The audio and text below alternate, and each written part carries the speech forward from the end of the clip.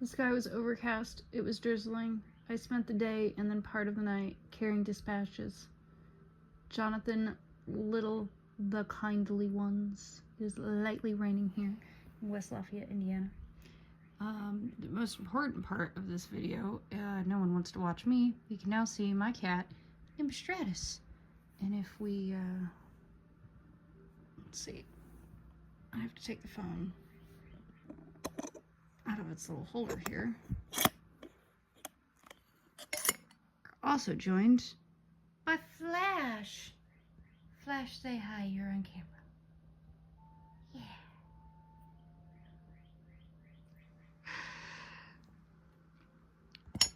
I'm going to start to catch us up on the rest of July's reads. I'll set up there. And today we are not stitching on the D&D Sal. We have switched to my Halloween piece, Scandal, 2 pieces for me. We're doing this piece because I am ready for the next segment in D&D piece, and I have to go print it out, and I have to pull all the flosses. And this guy is ready because it was a travel piece and a piece during an online retreat, so much easier to see and stitch. So here we go. This, I'm not sure this pattern has a name. I bought it from SamXStitch on Etsy, and it was part of a bundle, so I'm pretty sure it's just Halloween pieces. This is the bat. I'm stitching it on this printed Ada from DMC. I don't know what it's actually called. I've just been calling it the Geode series. This one's the purple geode. And what floss am I using? That's a great question. Not fully decided. Mostly DMC, mostly the Called Force, but not really. So we'll see what it turns into. It's gonna be a gift. My package exchange gift for Halloween, and I have a tendency to like swap the colors and use the variegateds and play around with the fun floss when I do that. So that's what we're doing. So, I could count up real quick, maybe, what all did we read in July? 1, 2, 6, 7, 8, 9, 10, 11, 12, 13, 14, 15, 16. A fast count tells me 16 books, and we got the first bit of July done. So, let's catch up on the rest of it. So we read, and all of these, most of all of these, were for that reading challenge with my reading group, where I'm the warrior, the D&D challenge.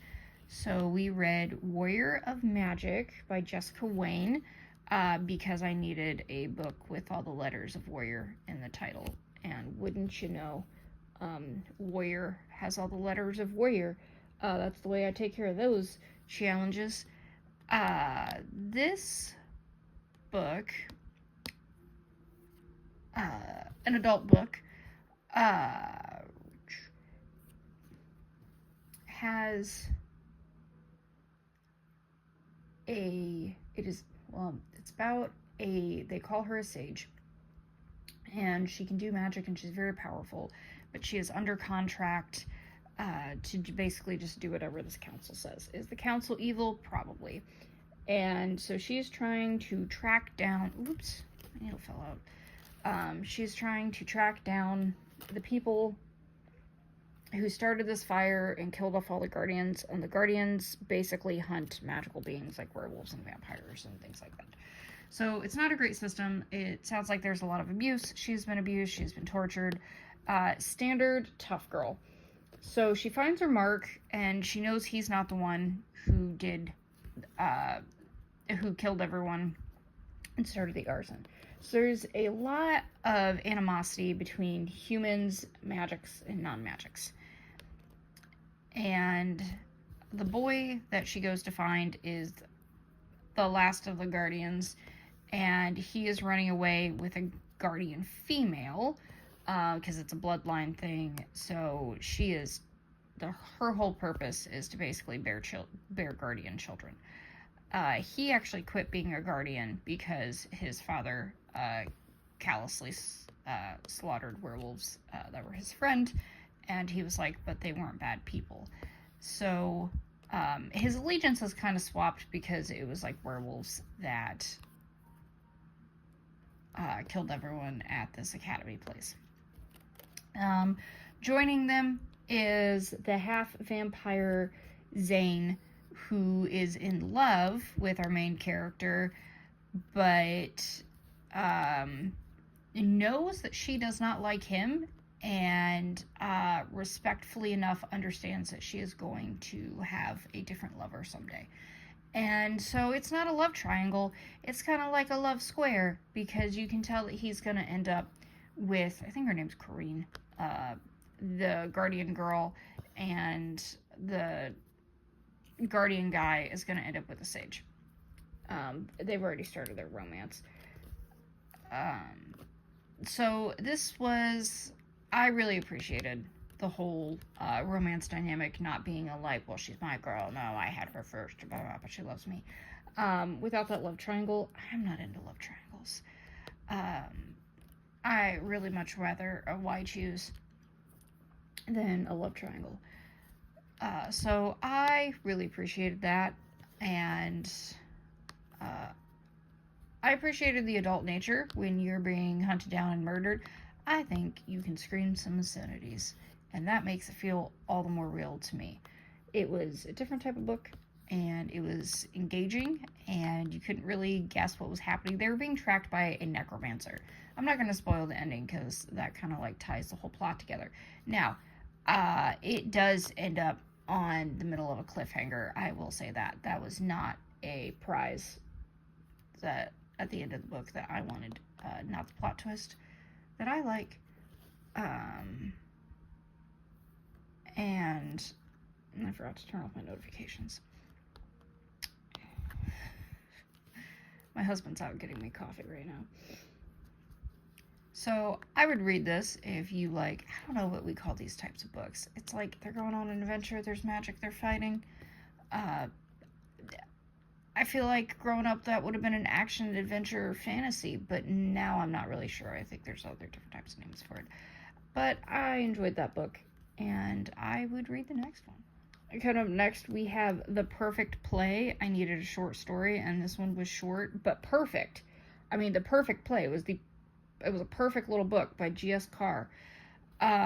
This is I wouldn't necessarily call it a sports romance, but it's with a football player who in Vegas gets married to another player's sister.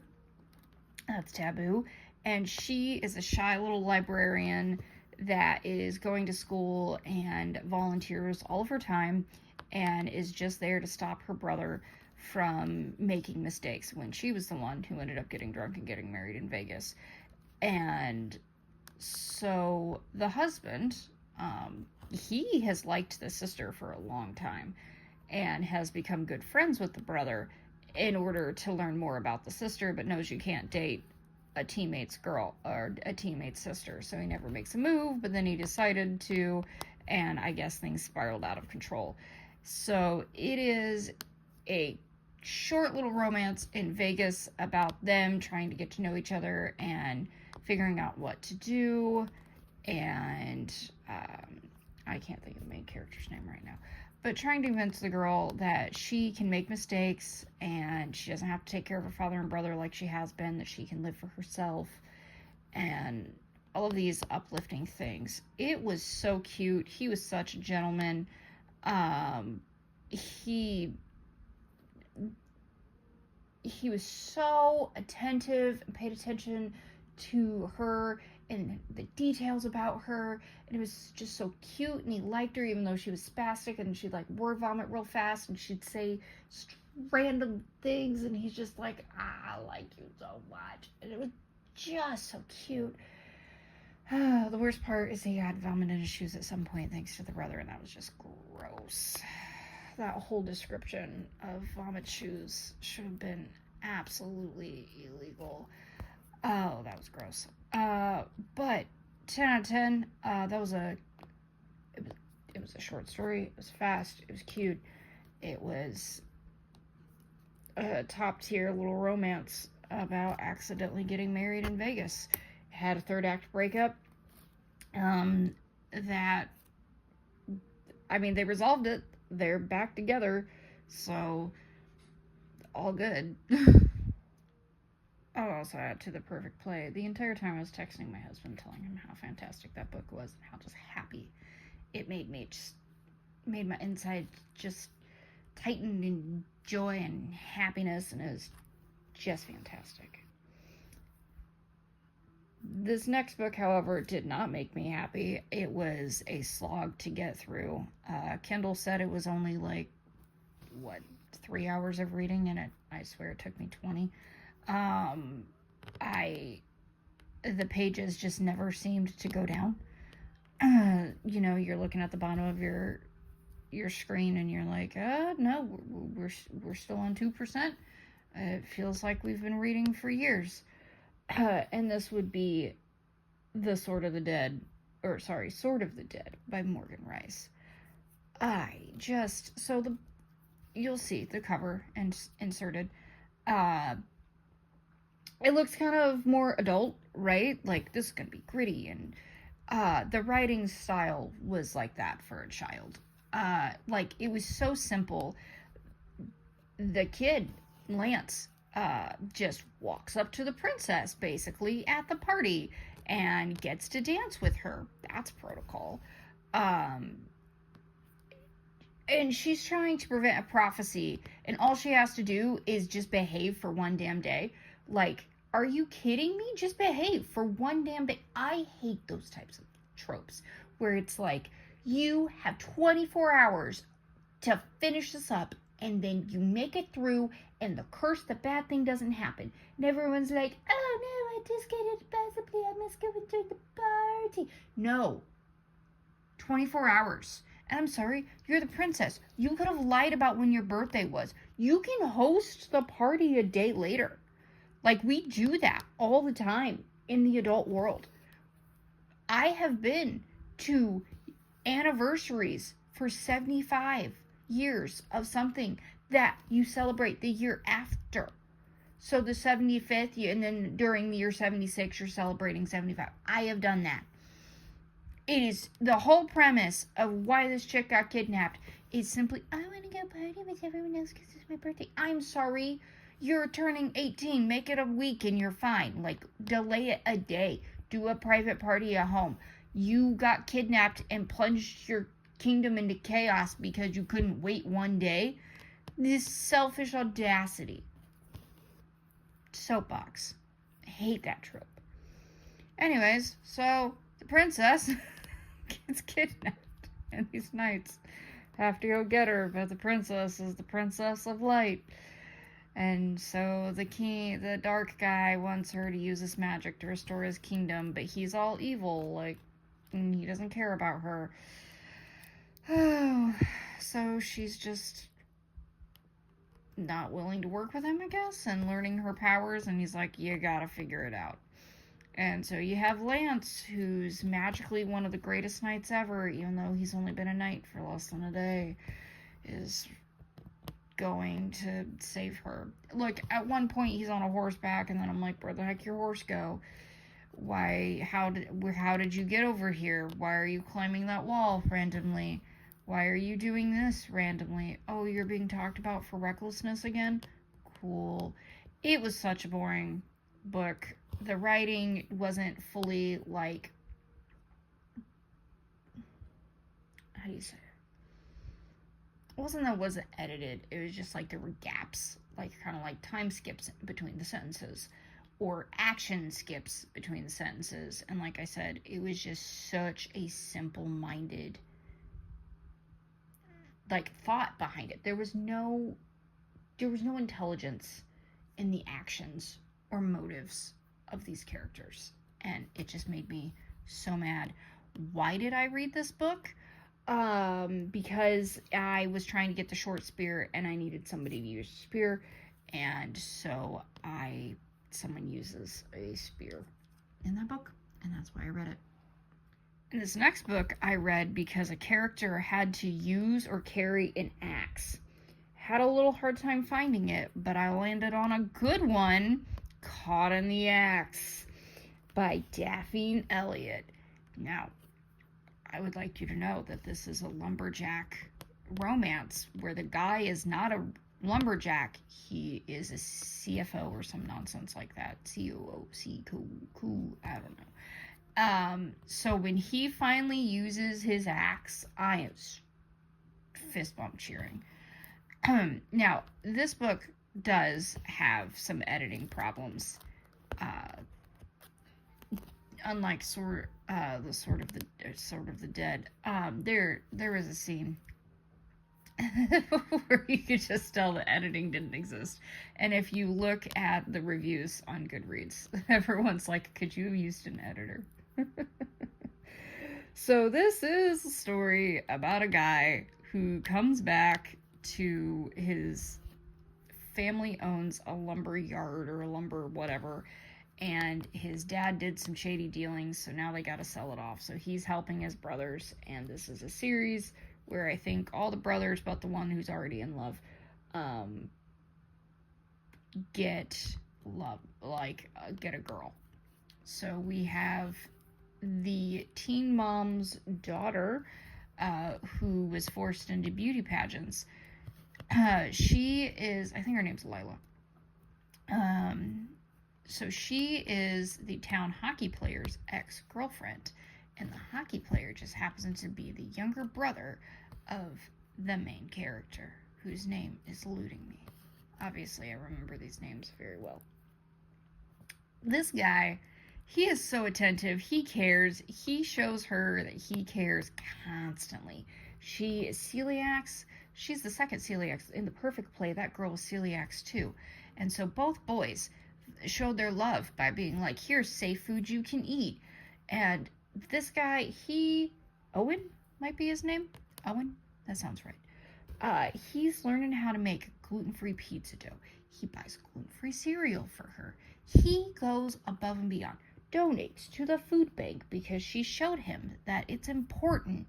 Like, they go do weird things together because that's her vibe. That's their vibe.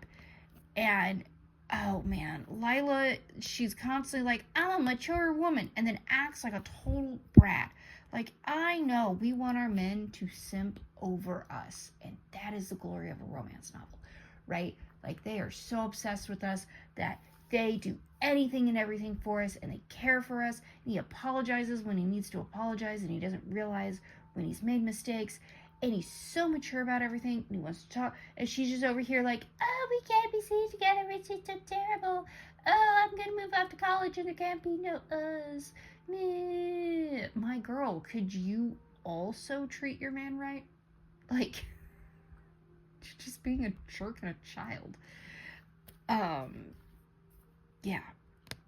Like, she wants to flirt with him nonstop, and then he reciprocates, and she's like, whoa, don't know if I wanted that, but I like him so much. And then he gets injured, and she, like, doesn't act rational, kind, or anything that they've described her character as. She just acts like an absolute child. Okay. Like, make that make sense. Now, the editing, at one point, they start a sex scene. So she's like, we can't be together outside of Boston.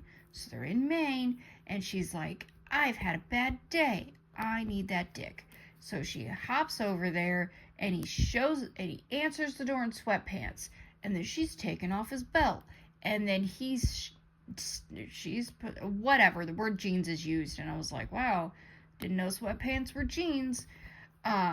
So if you're going to get into this series, I'm assuming this happens through the entire series, you're just going to have to, like, ignore some glaring issues. The story was cute enough and good enough that I ignored them all. Oh, let's see. Oh, Flash, you're hiding. You can't see. You can see her ear tip.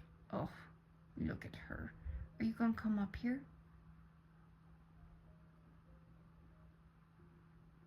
Sorry. Flash is my rescue baby that doesn't get on the furniture, And, I mean, I'm thankful for that, but I'm also not thankful because she wants petted all the time, but she won't come cuddle. She prefers her pets while you are crouched down in front of her in a real uncomfy position or teetering on the stairs. So I'm trying to train her that she can come cuddle with us and join us on the couch and the bed, and that she would get everything she wanted in life, even though she'll be drooling all over my stuff, and I don't want that. But, you know, baby steps. This next book, I'm not sure if it's a book. So it's an audio drama, Call Me Maybe by Cara Bastone.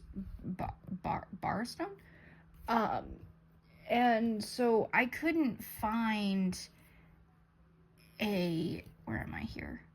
Oh, shoot.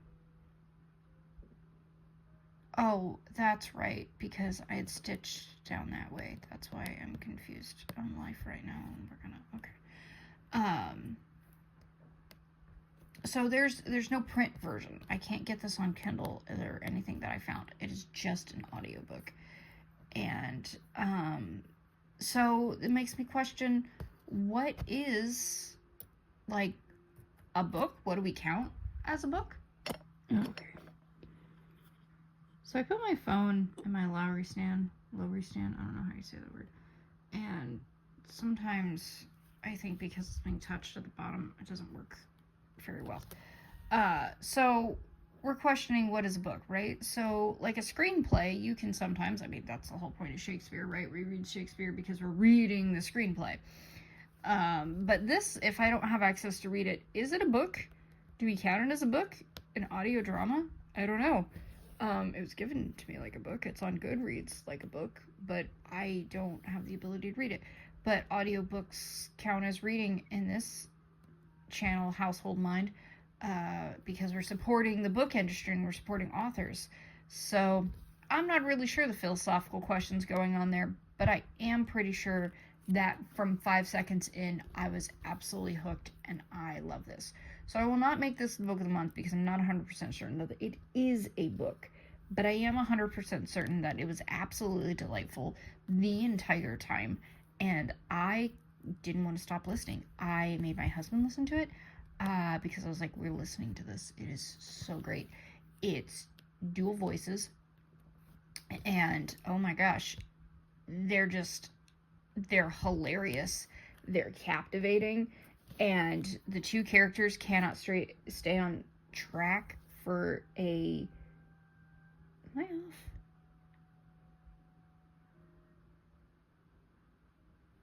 Hold on.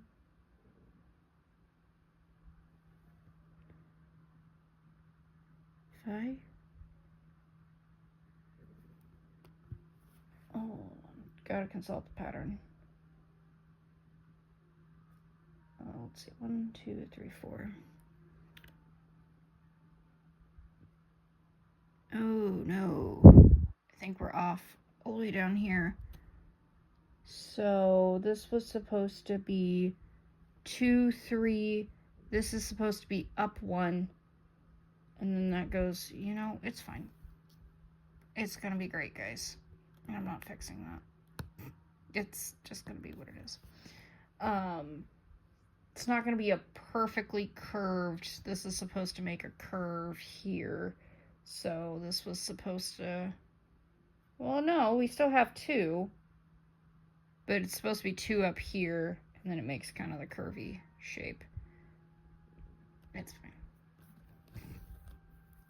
That's too far back to fix. What was I saying? Oh, so the characters can't stay on track. So they kind of have that miscommunication trip going on, because like he starts to try to tell her that he's the CEO, and he feels like he catfished her and all of these things, and he just never gets the chance. But they instantly click. They kind of become best friends that like each other, and she thinks he has a girlfriend, but he doesn't feel like it is appropriate as the guy fixing her website to be like, well, I don't have a girlfriend, so don't worry about that, so let me fix your website first. And I think he's like doing the right thing. You know, he's not trying to like insinuate in any way, shape, or form that she should go on a date with him so she can get her website fixed, right? Like, he is trying to do his best. So like, you easily predict what is going to happen in this cute little book. story, but oh my gosh, it is hilarious. I loved it. I love how awkward they are. Like, at some point, she answers the phone and he's like, I really, really like you, and I don't have a girlfriend, and I just want to get this out of the way now, because you and I are not going to stay on topic, and I'm not going to get a chance to tell you, and I just really want to tell you. Right? Like, thanks. We've been reading this nightmare of you two trying to talk to each other, and it is hilarious. And, like, there's probably editing in this. At one point, she mentions a bad picture that her brother keeps, and he's the brother's best friend, and he knows what that picture is once he realizes that she is the brother's little sister. And it, oh my gosh, it is so good. It is currently free with membership. Yes. You listen to it too. Flash has opinions. Oh man, that one, 10 stars. So good. I can't, like, there's more in the series, and I have to. Why did I listen to that? Because it was kind of the end of the week, and I had already downloaded it for free, so it was sitting in my library, and to get crossbow, a title with a word with double consonants, and call has a word with double consonants. And next we finished Grave Empire by Richard Swan. So this book also felt like a drag. I don't think it's fair to compare it to Empire of the Wolf series and the Justice of Kings. That you can go watch a previous videos where I cover that trilogy. I love that trilogy. I absolutely, it was gripping, it had twists, it was so gory, and you're just like, what a nightmare is this character experiencing on a psychological level? How are you existing right now? I stop too hard at a red light sometimes and worry that I am gonna, like, crash for days, right? Like, or you roll past it, or I didn't see a car but, like, was totally fine and was not going to hit the car, and I'm worried for days. You're telling me you're having, like, living nightmares of demons and you're okay? You're not okay, but you're okay? Like, that series was so good. It just stays with you. So I instantly moved the book in the same world up to the top of my TBR because it was so good, it deserved a spot of honor. That was an undeserved spot of honor. So, like I said, don't think it's fair to quite compare the two, because I feel like I'd be comparing apples to oranges, and the Grave Empire is not the Justice of Kings nor the Empire of the Wolf series. It is the same author. They are in the same world. This is hundreds of years after. Do you have to read these in order? No. Will you miss a couple of things here and there? Yeah. Does it matter? Nope. Oh, I see what I've done. I see. So that should, if we're trying to make this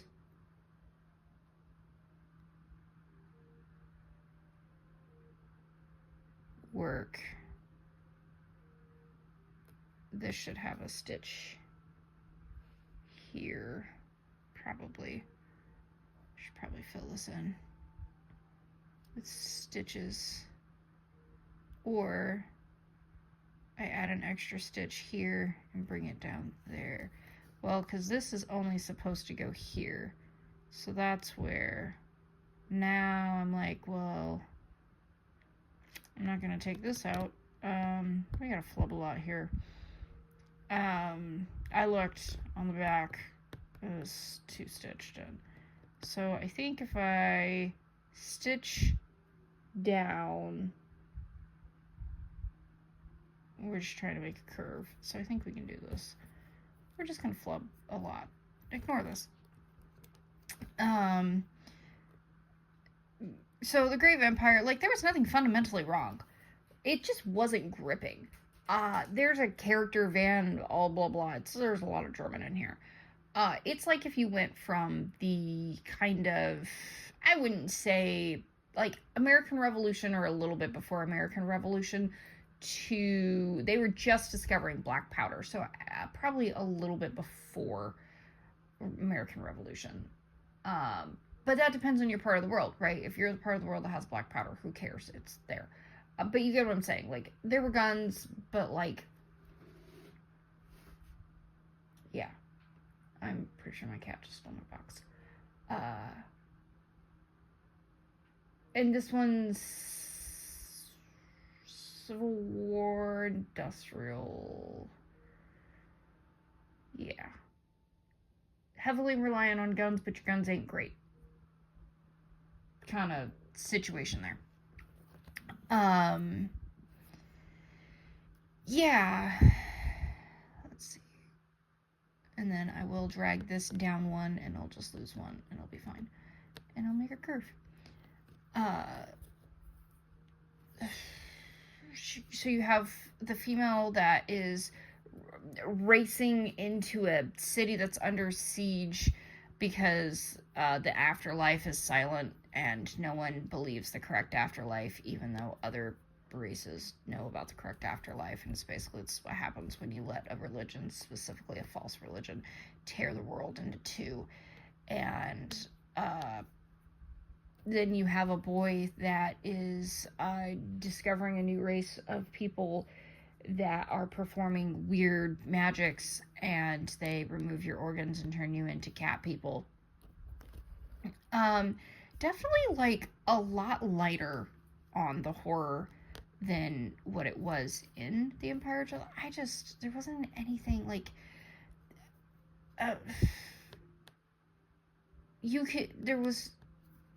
it's hard to say. Like, there wasn't anything fundamentally wrong with the story. It just didn't grip me. It wasn't interesting.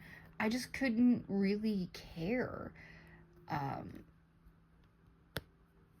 It just had it just had all the right parts, but no flavor. Okay, so I'm not really sure how I feel about this next book. The Vampire King by Wright. And, I mean, to start with, how these vampires work, very unique. And I love it when we come up with a refreshing, unique idea.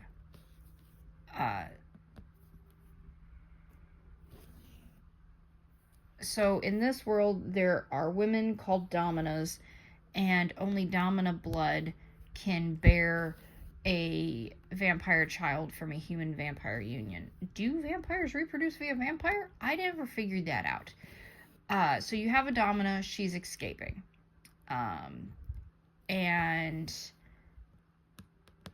there's a vampire pathfinder that can get her out of this city, the castle kingdom. They call it a city. And so he's supposed to take her to her family. So it is a different world. Like, there are 2 moons. I'm pretty sure she has 2 hearts. There's a different religious system. And so there's some leeways we can take here. The thing that bothered me the most, that I have to keep reminding myself, is that she had 2 hearts, is at some point she's just giving away so much blood and he's feeding from her, that I'm like, my girl, like, you talk about other people being drained dry, but will you be drained dry? How does that work? Okay. Husband came home and brought coffee. So, you know that Camille, our main character, ends up with Xander, the Vampire King. So you know something happens where she does not go back to her husband. Besides, I would like to point out that absolutely zero thought was given to, I'm escaped and they're going to send guards after me, so I'm going to go where they think I'm going to go, my home. Like, when Xander points that out when she arrives to the village, I'm sorry, why was this not, like, first discussed when you're in the sewers or anything else like that? There was definitely, like, some zero brain cells added. I don't know if it's, like, the author's fault or the author was just trying to be like, oh, Camille is naive. You definitely got the naivete across there. So you know she doesn't end up with her husband. You know she ends up with Xander. So you know something has to happen. So when she was like, oh, he must have moved on, you know he moved on. Or he's dead. Take your pick. So I think after she finds out that her husband has moved on, that would have been a good end to that. I think there were 4 hours in that audiobook after that. I was like, wow, what a waste. And then where it ended, the epilogue wasn't really an epilogue. It was just a continuation. So, like, I almost feel like they combined, like, a book one with, like, an in-between book, and it just didn't end in a place that I thought was a good place to end. It was sort of now a cliffhanger, like, oh, tomorrow we'll go talk to the queen. Okay, like, you restored Ian, the crazy blind vampire, and you're learning more about Xander becoming a king.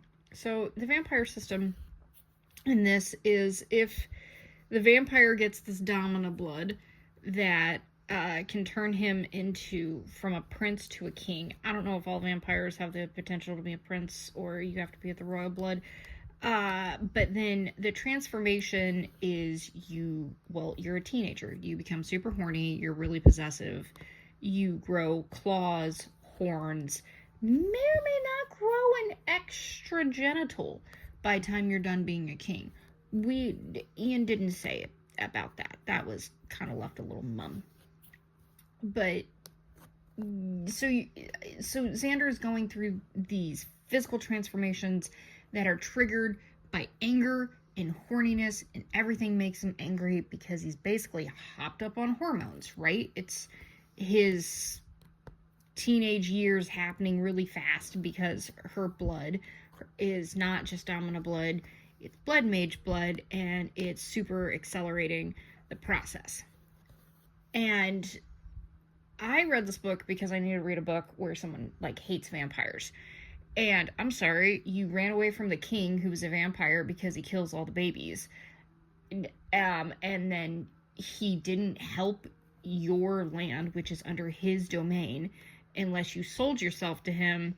And then he burned down a whole village looking for you. She does not hate the king. She doesn't hate vampires. None of that. And I'm not saying you should. Like, that's a good way to live. Go, Camille, for being good on the calm serenity path. Like, don't you carry that hate with you. He doesn't get to win over your soul. But I don't think it counted. So, not saying that's disappointing. That was why that's why I read the book. Would I continue on? Possibly. It is definitely, so it doesn't focus on the hate. At some point, they will rebel and fight the king. Definitely a setup book. What did they really set up? The amount of spice you're going to read in the future, especially if Xander does get a second dick.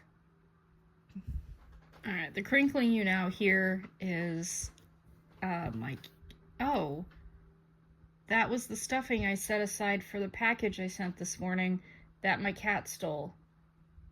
Well, package is gone. Cross-stitch package, actually. And the cat has a crinkly cat bed for free. The next book is cat themed. Oh, this was a perfect lead up. I'm so good. Positively Poisonous by Melissa Erin Jackson. So this was a surprise gift from my husband. I sent him the ad for a cute little blind book with a blind date. Now, I have to say, book with a blind date's adorable. I love them. If someone buys you a book, it's essentially a book with a blind date, right? Like, if I don't pick the book out, it is blind to me. So a lot of times these blind dates with a book are lost on me. But they are fun to grab, right? And they come with cute little stickers and things. So I want them. I want the cuteness. I just don't have a need for it. So I sent it to my husband, who reached out and was like, I specifically want this book. Can you tell me what to get with that? And she helped him. So shout out to the author, Melissa, for helping my husband. And I'll try to insert a picture of all the goods that came with the blind date. Now, he could have just gotten me the book because it would have been a blind book at that point. But he got the whole, like, here's cute little sticker pack.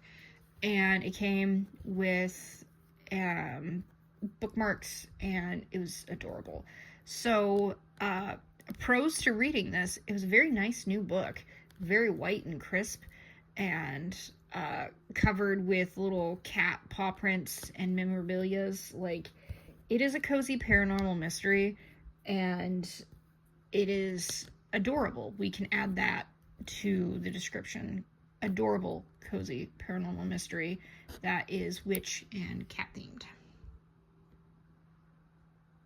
Okay, I've switched to 318, DMC 318, and we're stitching down here now.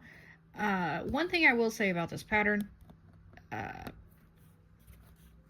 all the colors are on the 4th page of the pattern, and it's kind of annoying. I would like my colors on a different page, or like, I don't want to go find the 4th page of the pattern and I'm on page 1. So, positively poisonous. We have the witch Amber, who is hiding the fact that she is a witch, and she lives in Edge Hill, Oregon. That is a cat-themed city. I have yet to Google if this place actually exists.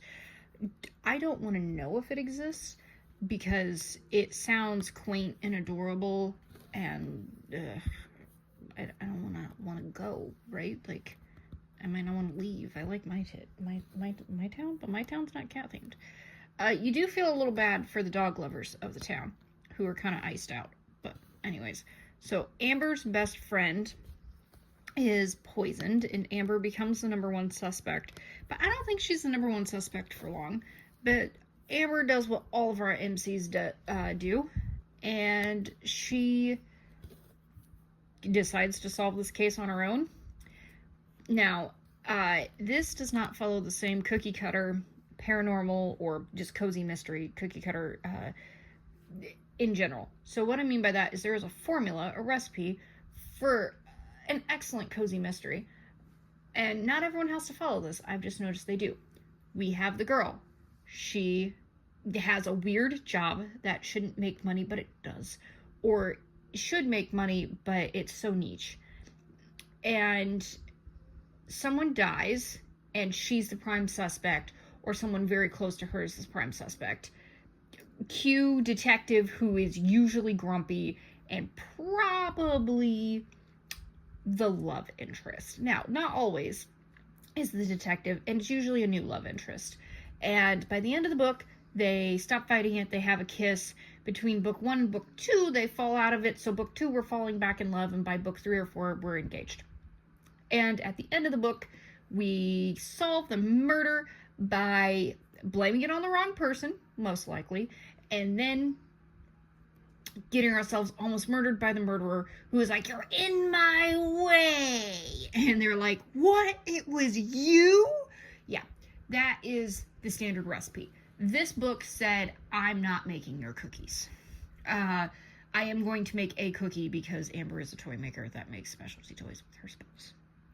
In a cute little themed area, and everyone's so loving and great. And gossip plays a huge role. So, there's that. The detective is new to town.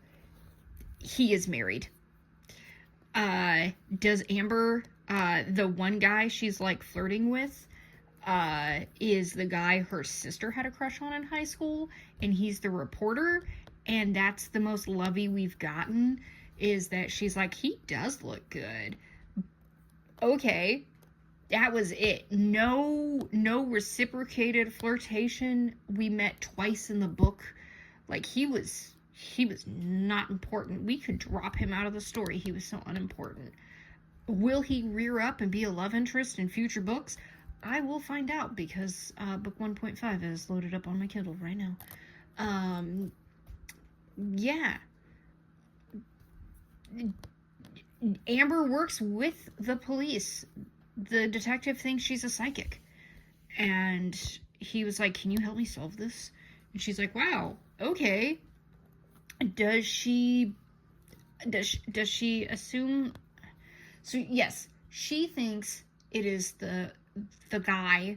The best friend was cheating. Okay, the best friend was with a guy who was having an affair. And does everyone like, it's the guy that she had an affair with? I don't know why y'all didn't immediately. Oh, because the wife has an alibi, so they didn't think it was the wife. So she does think it's the guy, but she actually finds out in a decent way, I mean with some magic, and clears the guy's name. That's not too much of a spoiler there. My husband's sitting next to me and he plans on reading this book, so I'm not going to say who does it. Excuse me. It will remain a whodunit. But she doesn't do these crazy out of the top, like, let's throw myself into danger. I mean, she does like pivot and go talk to somebody in the middle of a coffee shop and basically like accuses them of poisoning. But it's really, it doesn't follow that where you're just screaming at the book like, why did you go get yourself kidnapped? It doesn't do that. And it actually has some police procedure in there. So that was very nice. And it was a very cute book. And I really enjoyed it. And I'm already going to read the second one. So I think what the book could use is maybe more of her cats. We get a little bit, but not a lot. And she also lets random people like sleep in her house. I guess there's a little bit of danger, but very cute. Last book, Mercury Rises by Scarlett. So this is definitely a YA novel, and it is, it's not dystopian, but it's kind of dystopian. It is set in New America, where America collapsed and 5 rich corporations took over, and we don't have a president anymore. We have the 5 rich corporations, and you have this rebellious daughter who is running away.